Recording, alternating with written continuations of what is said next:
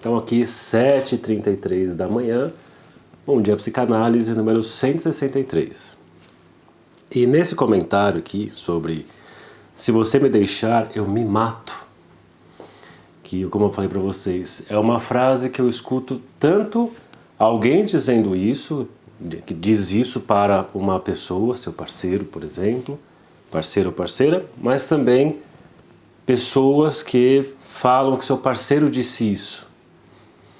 E eu achei curioso porque eu fiz essa postagem ontem, convidando para o Bom Dia, e o pessoal dando risada, assim, colocando kkk, não sei se soou como uma piada, mas assim, isso não, na prática, né, quando você é na clínica, isso traz muito sofrimento, tanto para quem fala, quanto para quem escuta isso, e mesmo para o analista, que escuta isso, o psicólogo que escuta isso, seja falando de uma outra pessoa, e às vezes até na relação com o psicanalista, com o psicólogo, tá? Sem essa terapia, sem você me atendendo, eu morro. Isso geralmente causa muita angústia em quem escuta isso, quem está nesse tipo de relação. Então eu acho que o riso foi de nervoso, porque não é engraçado, nem um pouco, na verdade, né? Por mais que tenha a música do Cazuza, Exagerado, ele fala nunca mais vou respirar se você... Não lembro qual é essa parte. Mas talvez de fora, quem olha de fora, num certo contexto objetivo, possa até achar divertida a música, né? Mas essa história na prática não é engraçada assim, mas enfim. Então, muitas vezes acontece aparecer na clínica alguém dizendo isso. E claro que isso pode ser uma força de expressão, de alguém dizendo, dessa forma, putz, sem o outro eu morro, não aguento, não vivo. Assim como tem pessoas que chegam falando, meu namorado, minha namorada, eu quero terminar, mas se eu terminar a pessoa diz que se mata, a pessoa diz que não aguenta, que é bem diferente, e eu vou falar disso aqui num outro Bom Dia, aquele que fala assim, eu não termino porque ele ou ela não aguentaria, não suportaria, né? Até essa fantasia assim, de que até morreria sem mim. É uma outra história, é uma outra coisa aí. Bom, eu acho que é importante pensar aqui como é que essa história surge para chegar nesse ponto de sem você eu me mato, sem você eu morro, se você me deixar eu me mato, se você me deixar eu morro, ela disse, ele disse que isso ia acontecer. Tem uma coisa interessante a se pensar, que existe uma convocação aí, e isso não acontece do nada. Muito provavelmente quando chegou nesse ponto, nós já temos uma história que vai construindo dois lugares aí. O lugar do herói e o lugar de uma vítima dessa história. Por isso que eu costumo dizer que uma das frases que nós precisamos fugir na vida é aquela pessoa que diz para você, você é tudo para mim. Você é minha vida, você é tudo para mim. Isso acontece também, não podemos esquecer aqui, existem mães, existem pais que falam isso para os filhos.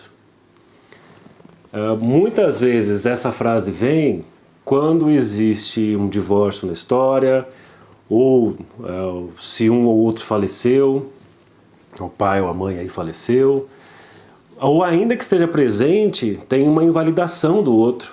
Não importa, tem ali o marido, tem a esposa, enfim, tem lá o parceiro, tem a parceira, e um é invalidado e aí coloca sobre o filho ou sobre a filha a frase, você é tudo para mim.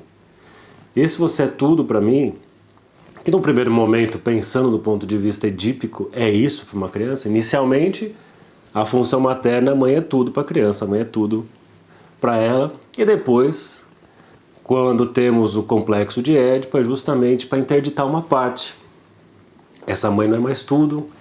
Essa mãe, como todas as figuras, ela fica só como mãe, mas ela está interditada em outros aspectos, como por exemplo, mulher. Mas esse assunto também de outra história. Então, voltando para cá, já existe desde um começo de um relacionamento que chega nesse ponto de sem você eu me mato, esse lugar de dizer para o outro, você é tudo para mim. Você é tudo que... eu não vivo sem você. E como clínico, não só como clínico também, mas assim, a importância de retificar isso. De nunca deixar alguém te colocar nesse lugar. De que você é tudo para a pessoa. porque isso pode ter um preço muito caro. É claro que isso pode ter sido usado como força de expressão. E claro que quem escuta isso, pelo menos no começo de uma relação, fica envaidecido. Caramba, eu sou tudo para a pessoa. Então tem um primeiro lugar aí, que é a convocação do outro para o lugar de herói. E aí o que acontece? Muita gente vai justamente entrar nisso. Puxa, eu sou tudo para a pessoa. Sem mim a pessoa não vive. Sem mim a pessoa morreria. É um lugar que no começo parece que a pessoa não escuta. Ó, onde você está sendo colocado. Mas a pessoa está tão envaidecida por esse lugar do herói, de salvar o outro, que não escuta, ou que ignora nesse começo. Depois, lá na frente, vai pagar um preço caro por isso, de ocupar esse lugar. Então, o que isso traz em termos de cenário ou quem escuta isso sem você eu não vivo? Traz uma ideia, além dessa convocação para o lugar de herói, uma responsabilidade de que vai conseguir fazer o outro ter desejo de viver. Na clínica, isso principalmente quando eu dou supervisão, dava supervisão na faculdade, que o pessoal ia começar a atender, eu sempre dizia assim, ó, cuidado com pessoas que vão começar um processo e trazem ali uma certa falta de vontade de viver, mas não no sentido de se queixar da vida, tipo, não tenho vontade de nada, não tenho vontade de fazer coisa nenhuma, e que vai acabar convocando você, psicólogo, psicanalista, que começou a atender, a ser essa pessoa responsável porque ela deseje viver. Então veja isso. Então esse lugar do herói é mais uma vez convocado para esse lugar. Olha, eu não desejo nada, estou aqui. Talvez você faça eu desejar alguma coisa. E acontece muitas vezes em uma sessão, na segunda chega essa pessoa dizendo assim, nossa, há muito tempo que eu não me sentia assim, desejando tanto, ou me sentia assim com vontade de viver. Claro que isso é muito bom, mas isso pode ser uma isca para o psicólogo, para o psicanalista, para quem começa a atender, de querer entrar nesse lugar, de fazer a pessoa o tempo todo se sentir melhor, se sentir bem, se sentir desejando viver. Isso acontece, fazendo um paralelo com as relações amorosas, de pessoas que têm um primeiro ou segundo encontro e essa outra pessoa já diz, nossa, você me trouxe de novo a vontade de viver, coisa que há muito tempo eu tinha perdido. Mais uma vez, isso é muito, para quem escuta isso é muito, envaidece a pessoa. Caramba, eu consigo causar isso na pessoa. Só que, mais uma vez, cuidado, porque esse é um lugar que está sendo construído e que depois pode custar caro demais. Caro demais por quê? Porque você não vai conseguir dar conta disso. Porque essa queixa que o outro faz, pode ser que seja de um buraco impossível de ser preenchido. Mas não podemos esquecer também que existem pessoas que usam isso como uma forma de manipular o outro. Então eu trouxe aqui um trecho falando sobre atendimento, e o que fala aqui sobre atendimento você pode fazer um paralelo para as relações amorosas. Porque tem algo aí, quando a gente fala de transferência no processo clínico, tem algo análogo a uma relação amorosa. Então veja o que fala esse trecho aqui. Os clínicos que acabam assumindo o papel de salvadores de pacientes, no caso aqui, ele traz um caso mais extremo, são pacientes suicidas, que não necessariamente é o caso de ser uma pessoa suicida que vai falar isso. É claro que quando você está numa relação em que a pessoa ameaça se matar e que monta a cena, ela diz que vai se matar e monta uma cena. Por exemplo, vou jogar na frente de um carro, vou me jogar no mar sem saber nadar, faz alguma coisa e muitas vezes efetivamente faz isso e aí tem toda uma mobilização para salvar essa pessoa. E esse sujeito que foi salvar se sente culpado, ou se ele não foi, salvar a pessoa se sente mais culpado ainda, as pessoas à volta ali julgam, poxa, deixou a pessoa quase se matar, não pôde ir atrás, cuidar dela, etc, etc, etc. Então, acontece isso, é claro que isso tem que ser muito bem cuidado, mas só vou trazer uma perspectiva aqui, para começar esse assunto e eu vou desenvolvendo aqui ao longo da semana. Então, olha o que ele fala. Os clínicos que acabam assumindo o papel de salvadores de pacientes suicidas trabalham frequentemente. Olha o trecho que eu venho falando aqui, ó. Com a suposição consciente ou inconsciente de que eles podem fornecer o amor e a preocupação que não foram oferecidas. Assim, transformando de modo mágico o desejo de morrer do paciente em um desejo de viver. Eu posso traduzir aqui, eu posso colocar aqui falando como se fosse uma relação amorosa. Eu posso traduzir aqui, ó. Os clínicos, eu posso colocar, o sujeito que acaba assumindo o papel de salvador do seu parceiro, parceira suicida, trabalham frequentemente, ou ficam frequentemente, com a posição consciente ou inconsciente de que eles podem fornecer o amor e a preocupação que não foram oferecidas. Assim, transformando de modo mágico o desejo de morrer dessa outra pessoa, do seu parceiro ou parceira, em um desejo de viver. E diz um cara chamado Hending, essa fantasia é uma armadilha.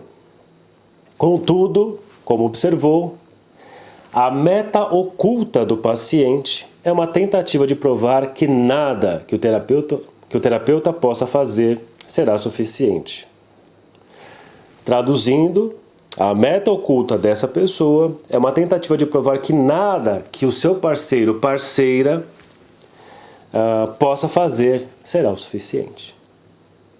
Então aqui, o tempo já estourou nesse bom dia, continuo falando aqui em outro momento. Esse não é texto nenhum, tá? Quer dizer, esse trechinho aqui é um texto que eu li agora, é um textinho do Gabbard, Psiquiatria Psicodinâmica. Mas o que eu estou falando aqui não está em texto, estou falando sobre um cenário geral. Certo? Então, deixa eu ver se tem algum comentário aqui. Deixa eu ver o que mais vocês estão perguntando. É porque o meu chat aqui não ficou se movimentando, ficou parado. Aí eu não vi nenhuma pergunta, mas tem os bons dias que não dei. Bom dias aqui para vocês todos. E que mais? Então é isso, né? Então isso não está em nenhum texto específico, a não ser esse trechinho que eu peguei, que está no Gabbard, também eu volto falando mais sobre ele.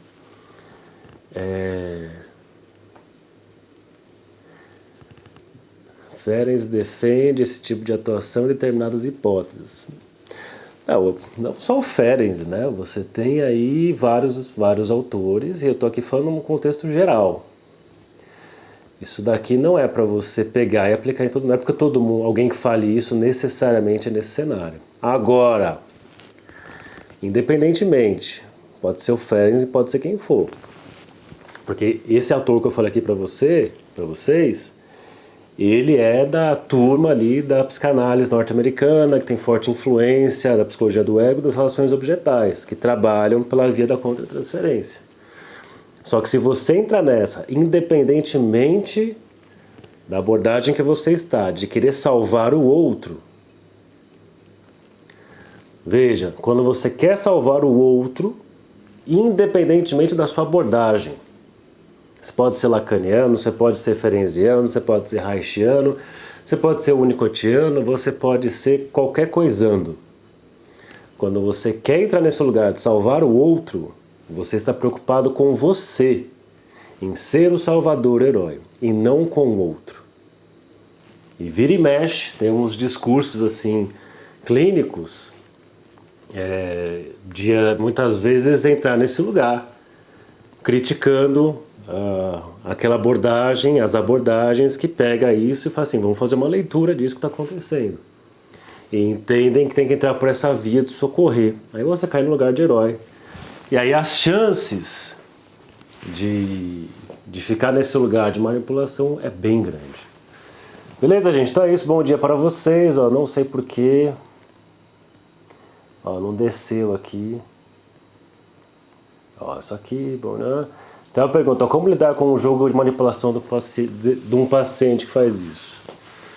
Então, não entra nisso, né? É justamente o que eu estou falando. Se uma pessoa chega para você e fala, por exemplo, olha, sem essa terapia eu não vivo, você precisa retificar, você não pode escutar isso e deixar essa fantasia florescendo.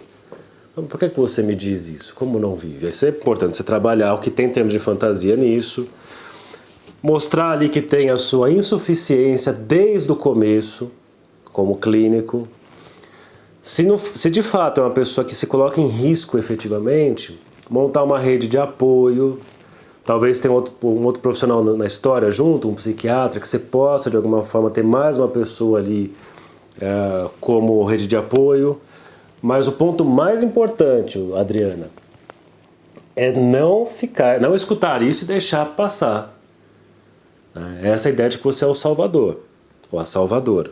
Você precisa, desde o começo, mostrar o limite, a insuficiência do que você faz em termos de trabalho, quando a pessoa coloca como o seu trabalho como responsável pela vida dela. Esse é um lugar que o clínico não deve entrar. Esse é um lugar que, numa relação amorosa também, não entre por aí, porque depois fica muito caro. Claro que tem pessoas que escutam isso, que eu já falei isso muitas vezes. E tem gente que critica, fala, não, mas como assim você não vai? A pessoa diz que depende de você, você não vai fazer nada. Você vai fazer, quer retificar, quer corrigir o que está sendo dito. Porque se você endossa isso, se você assume que isso é possível, você está assumindo que é possível uma impossibilidade. Você realmente acha que você consegue manter uma pessoa viva só pela sua vontade, não pela dela? Então, esse lugar do herói, esse lugar do salvador, fascina demais as pessoas, os clínicos. Né? E aqui a gente está usando o termo manipulação, mas também um ponto importante de retificar aqui. A manipulação não significa que a pessoa faz isso de sacanagem ou por maldade com você. Pode ser que tenha também por isso. Mas quem faz isso também tem um sofrimento. Por isso que o clínico, uma vez estava conversando com a Flávia, né? A Flávia que tem um livro sobre suicídio, medicalização da vida, e ela contando sobre muitas vezes quando uma pessoa vai por esses extremos e a equipe médica, a equipe cuidadora passa a desacreditar dessa pessoa e até tratar mal a pessoa. E não é isso. Não é porque a pessoa faz isso, então isso é um jogo de manipulação, então agora vou... Não é isso. O que eu estou falando é um negócio muito mais técnico e ético, que é assim, não vai por aí. Desde o começo, faça a retificação mostrando que não é possível isso. Porque vai ter provavelmente algum outro psi, ou algum mentor, ou algum dessa galera aí que é do sucesso de hoje em dia, que vai dar essas garantias. Mas você não é essa pessoa, por favor, né? Você como clínico, você sabe que você é limitado, super limitado. Nós escutamos, fazendo intervenções, mas não podemos garantir muitas coisas, a não ser isso.